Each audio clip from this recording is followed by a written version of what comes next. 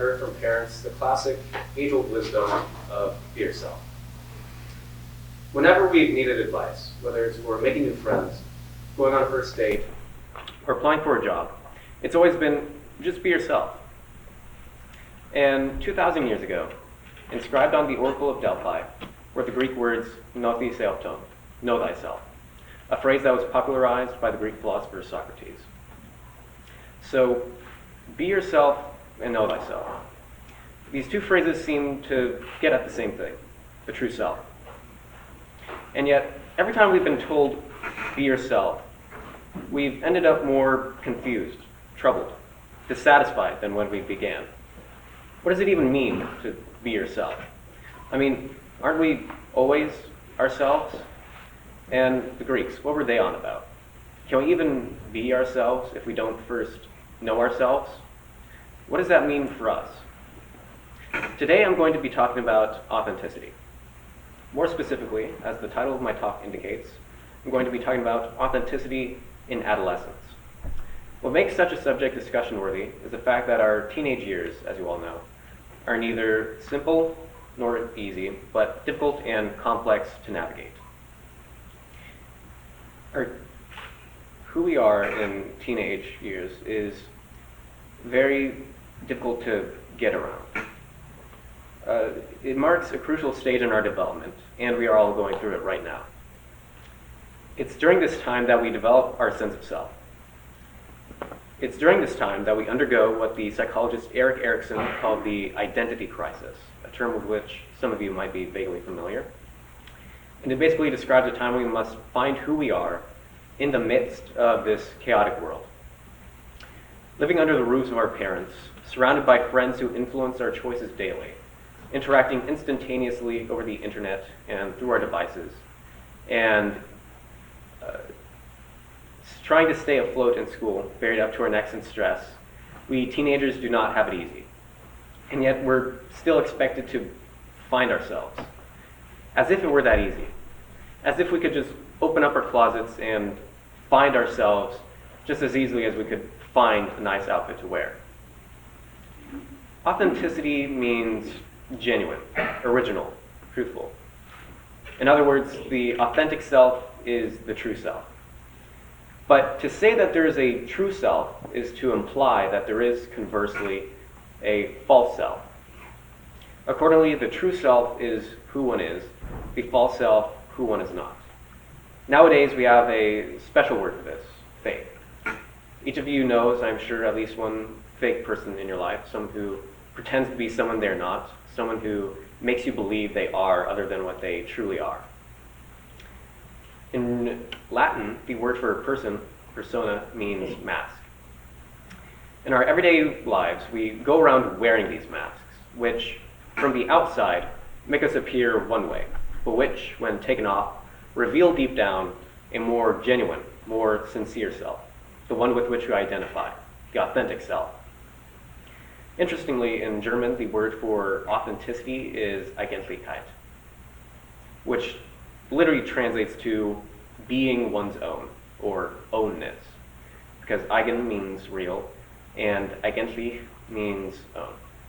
So in a sense, to be authentic is to be really and truly one's own. To say that I own myself is to say that I have possession of myself. I own my own self. As such, it belongs to me and me alone. Nobody can take away your true self except, well, yourself. The concept of the looking glass self was elaborated by the American sociologist Charles Cooley, who said, "I am who I think you think I am." That is to say, our self-image, how we perceive ourselves, is determined by other people. We are constantly concerned with how others perceive us.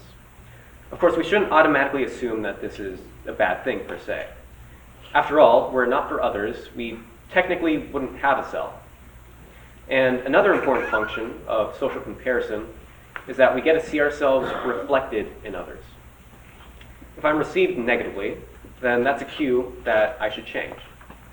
If I'm received positively, then I must be doing something right. However, it's also possible and very common to get carried away by what others think. What happened to what we think of ourselves? Am I who I think I am? For people supposed to have all the knowledge accessible to them at any moment's notice, we sure don't know what we want a lot of the time. Most of our wants, we find, are not even our own. They're others. With Martin Heidegger, we learn about the they. Who is the they? Well, take a look around. Why do we gossip? Because they do. Why do we buy materialistic things? Because they do. Why do we compare ourselves on social media? Because they do. Now, don't take this to mean something like popular kids or something like that, because that's not what it's meant. The they is not a single group, nor is it a single person. The they is anonymous, faceless. The they, simply put, is the inauthentic self. When we conform, which is only human to do, we find ourselves swept away by, submerged and immersed in the crowd. It's difficult to determine who we are or what we want, because the truth is, rarely are we ourselves.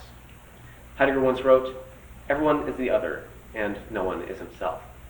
The reason for this is what Jean-Paul Sartre called bad faith, which is a form of self-deception, of lying to oneself. I can tell myself, I am who I think you think I am. But when I say this, I limit myself to something fixed, a created identity established by others.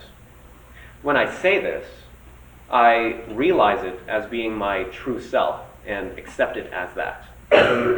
I turn others' opinions into my authentic self. The problem with that is that the authentic self, we said, is what lies under the mask. Who I am to you is only an appearance. The problem, I think, is that we agree with Cooley's looking-glass self as if it were the whole truth. While we can all agree that who we are is undeniably shaped by others, I think it's a grave error to assume that who we are, fundamentally, is socially constructed. Because when we say we are who others think we are, we're giving ourselves away. Here I am, we say, make me into whatever you will. We thereby give up possession of ourselves. We forfeit the ability to say, I am. When we do this, we give up the freedom to create ourselves. It's not what I want for myself or what I want to do. It's what they want. Bad faith is using our freedom to limit our freedom. Instead of creating a self for me, I create a self for others. I convince myself I will become what others want me to be. And I delude myself into believing that that way I'm free. That's not freedom. And that's not you. That's lying to yourself. That's bad faith. The difficulty is that sooner or later, we must confront this looking-glass self. On the one hand, I find this socially constructed self, only it isn't mine. I didn't create it. And on the other, I'm not entirely sure who I am yet, as I have not created that yet. And so I tell myself that I must create myself as being what others want me to be. I prove them all right in saying, I am what others want me to be. Otherwise, I'm nothing. Psychologists who interviewed high school students concluded that the defining feature of authenticity is voice. To be authentic is to be able to use one's voice, to speak one's mind, truthfully and from the heart. In conversation with friends, how many times do we hold back or even knowingly say something we don't agree with just so that we can fit in or belong? As soon as we do this, we lose our voice. We become voiceless. As soon as we do this, as soon as we give up the freedom to create ourselves, we are inauthentic.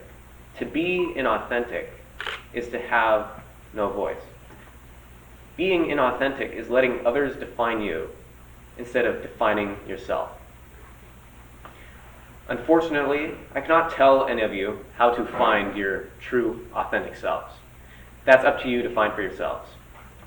In fact, if I were to tell you how to be authentic, in a way, that would make you guys inauthentic. That's why the Buddha used to always tell his students to never follow his teachings, because he realized that the path to enlightenment could only be trodden by oneself, alone. However, if I did have to give one piece of advice, it would have to be this. Know thyself, because only then can you truly be yourself. Thank you.